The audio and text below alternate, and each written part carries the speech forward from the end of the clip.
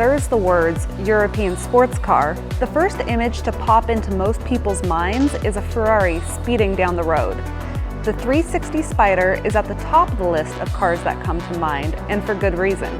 The sight, smell, and sound of the 360 excite the senses of auto enthusiasts everywhere, and it falls perfectly into the realm of powerful, yet monetarily attainable. Combine that with the drop-top option and 6-speed manual gearbox, and you've ticked all the boxes necessary for most gearheads' dream car.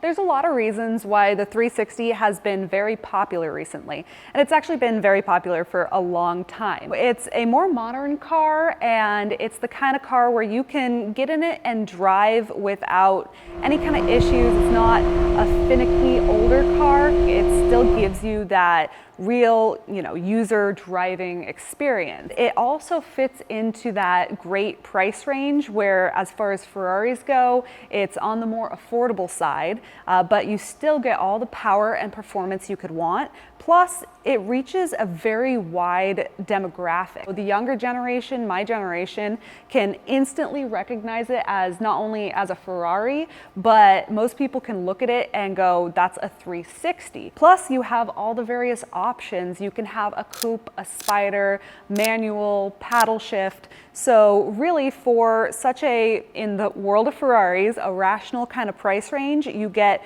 an amazing car with lots of power and pretty much lots of different options, so you can kind of pick exactly what you want. A lot of times when car manufacturers create their base model car, they will modify it throughout the years to make more special limited edition cars.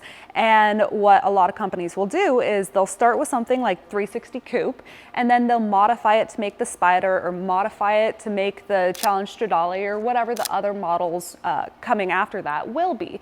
But with the 360, Ferrari always intended to make a convertible option on this car. So they built the car with that in mind, which means it has a structurally sound, a more rigid aluminum space frame that was already meant for the convertible top versions. A lot of times you'll have to add a lot of extra weight to add the rigidity necessary to make a convertible. Usually that adds a lot of extra weight to the car, but on the 360, because they had already designed the Berlinetta or the coupe models to accommodate a later Spider version, they didn't add a lot of weight to these cars. The 360 Spiders are only about 132 pounds heavier than the coupes, which is very minimal compared to other Spider variants. And then also the tops on these cars are very easy to put up and down, which is amazing. They fixed a lot of the problems that were present with the 355. If you've seen my videos on 355 Spiders, or if you've ever dealt with one before, you will know that the tops on those cars are slightly problematic. So you literally have to go through this whole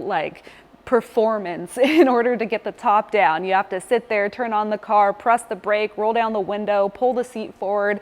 It's an ordeal. Whereas on the 360, they made it super easy. You just hit a button and the top goes back just like you would expect. The 360 came with both the paddle shift and the manual gearbox option, like in this car. Only about 30% of the cars have the manual gearbox.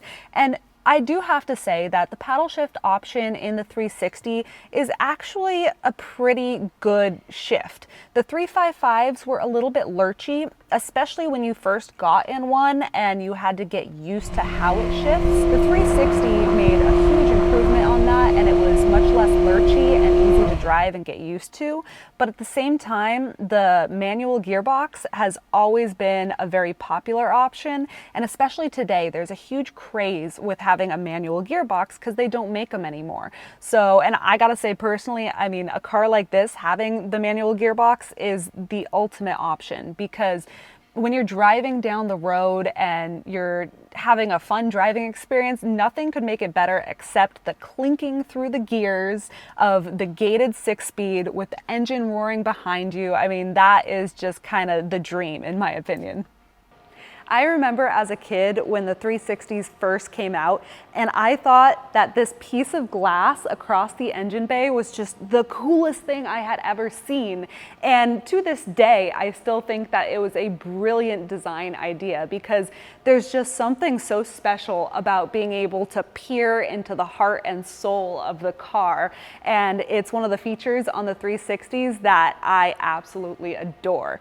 And the nice thing about the 360s is when it comes to the maintenance, they're really not that bad either. The 360s do still have the cam belts, but they aren't that hard to service. So people get scared off because of the high maintenance costs of Ferraris. And while they're definitely more expensive to maintain than, say, your Toyota Camry or something like that, they're really not terrible with certain models like the 360.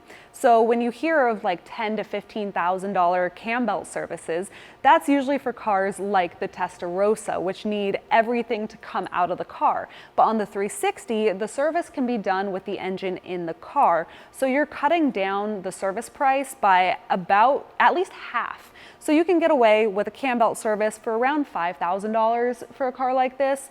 And that's more than just doing belts. That's while you're at it. So while the engine is disassembled and you're doing the belts, you do any seals or anything else that needs to be done while you have the engine apart, because it's just much easier to do during the service.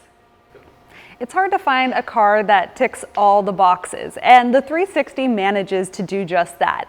It's, in the world of Ferraris, a more affordable price range. It's plenty powerful, super sporty, gorgeous design, and very comfortable. I mean, the interior of the car, even in the Spider, which a lot of people in convertibles have issues with wind noise or even with the top up, being able to hold a conversation in the car. But in a 360 Spider, when the top's up, it's almost as cozy as a coupe, and there's not much wind noise at all. And the designers of this car did a good job when the top's down to deflect the air so it stays nice and quiet without too much wind turbulence in the cockpit. So you kind of get a bit of everything to just make it a really comfortable but fun driver.